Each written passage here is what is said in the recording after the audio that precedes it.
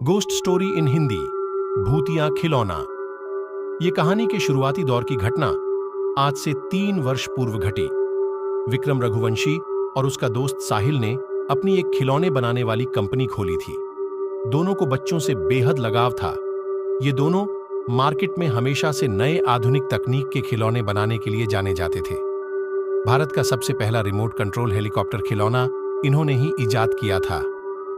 उस वक्त कंपनी में मीडिया के जमावड़े की तैयारियां चरम पर थीं। कारण यह था कि विक्रम और साहिल की कंपनी ने एक अलग खास खिलौने का आविष्कार किया था। इस खिलौने की खासियत यह थी कि यह खिलौना मात्र एक मामूली खिलौना नहीं, बल्कि बच्चों को लुभाने का जरिया था। यह खिलौना बच्चों से बात कर सकता था। उसके सभी जवाब उस खिलौने के डेटाबेस में मौजूद रहते। इसे एक तरह का छोटे रोबोट की तर्ज पर देखा जा रहा था। यह खिलौना बच्चों से बात कर सकती थी, उनके साथ खेल सकती थी। यह खिलौना वह सब काम कर सकती थी जो बच्चे अपने दोस्तों के साथ करना पसंद करते हैं, अर्थात खेलना, कूदना, उनसे बातें करना। उसी दिवस विक्रम की बातें अमेरिका के एक टॉय कंपनी से बातचीत हो रही थी। विक्रम ने अपनी कंपनी के इस खिलौने के अधिकार को अमेरिका कंपनी को ऑनलाइन बेच दिया। यह बात उसने साहिल को नहीं बताई थी। अगले दिन मीडिया साहिल और विक्रम से इस खिलौने के बारे में बात कर रहे होते हैं। यह फंक्शन में वह इस खिलौने की टेक्नोलॉजी को विस्तार रूप से समझा रहे होते हैं। इस इंटरव्यू और लॉन्च इवेंट का प्रकाशन पूरे विश्व भर में हो रहा होता है। भारतीय समय अनुसार जब शाम का समय प्रगति पर था, उसी वक्त अमेरिका से एक खबर आई जिसके तहत साहिल और विक्रम की कंपनी के इस खिलौने पर चोरी का आरोप लगा। खबर के मुताबिक वह खिलौना का पेटेंट अमेरिका की टॉय कंपनी को जारी हुआ है। इसका साहिल को काफी बुरा प्रभाव पड़ा और उसने सुसाइड कर लिया। इस खिलौने को बनाने में उसने काफी मेहनत करी थी। वह पेशे से इंजीनियर था, लेकिन इस सदमे में वह नहीं रह पा रहा था। आज के वक्त अब वह खिलौने की कंपनी की पूरी संपत्ति अकेले विक्रम की हो गई थी। साहिल को मरे हुए अब 3 साल हो चुके थे। विक्रम आर्थिक रूप से काफी मजबूत हो चुका था। उसकी शादी भी हो चुकी थी। साहिल के हिस्से का भी उसने भुगतान करने को मना कर दिया था। एक दिन जब वह रात के 9 बजे अपने ऑफिस से घर की ओर निकल रहा था, तो उसे अपनी रॉयल्टी के कागज ढूंढने थे, ताकि वह उन कागजात को अपने पास संभाल सके।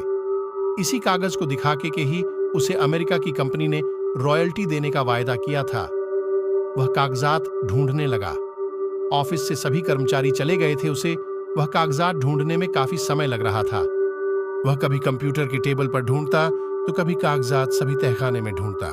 जैसे ही वह गाड़ी में उस खिलौने को लेकर बैठा, उसके साथ अजीब घटना घटित होने लगी। गाड़ी का पेट्रोल अचानक से पूरा खत्म हो गया। गाड़ी स्टार्ट भी नहीं हो पा रही थी। कार के गेट खुद ब खुद बंद हो गए। उसे घुटन महसूस हो रही थी। खिलौने में से अजीब से हंसने की ध्वनि आ रही थी। यह हंसी की आवाज विक्रम के कानों में दर्द पैदा कर रहा था। वह बेहोश हो चुका था। जब उठा तो खुद को अपने घर के बाहर पाया। उसके रोंगटे खड़े हो गए। वह घबराया हुआ था। वह डॉल लेकर जल्दी से अपने कमरे की ओर भागा। उसे ऐसे देखते हुए विक्रम की पत्नी डर गई थी, और बच्चे ने हाथ में डॉल देखी तो वह भी अपने पापा की तरफ नन्हे कदमों से दौड़ा। विक्रम ने वह डॉल झट से अलमीरा में छुपा दिया और उसका ताला लगाकर चाबी अपने पास रख ली। उसने ये सब होने के बाद तुरंत कंपनी के मैनेजर को फोन किया और उस खिलौने को बनाने से रोकने को कहा। अगले दिन वह अलमीरा में उस डॉल को निकालकर समुद्र में डालने का सोचने लगा, लेकिन जैसे ही उसने अलमीरा खोला, वह हैरान रह गया। अलमीरा में वह डॉल नहीं थी। वह चिंतित हो गया। वह जल्दी से तेज रफ्तार में भागा। वह अपने बच्चे को ढूंढ रहा था। उसे जो डर था वही हुआ। उसका बच्चा उसी डॉल के साथ खेल रहा था। विक्रम अपने बच्चे से डॉल खींच कर ले गया। वह डॉल उसके हाथ में आते ही वही अजीब हंसी के साथ हंसने लगा। मेरे से पीछा नहीं छुड़ा पाएगा विक्रम। मेरी मेहनत को तुमने चंद पैसों के लिए बेच दिया। यह आवाज किसी अन्य की नहीं, बल्कि साहिल की थी। विक्रम काफी भयभीत हो चुका था। उसने वह डॉल समुद्र में फेंक दिया, लेकिन इसके बावजूद साहिल की आवाज सुनाई दे रही थी। यह आवाज उसे पागल कर दिया था, लेकिन उसे हर बार निराशा मिली।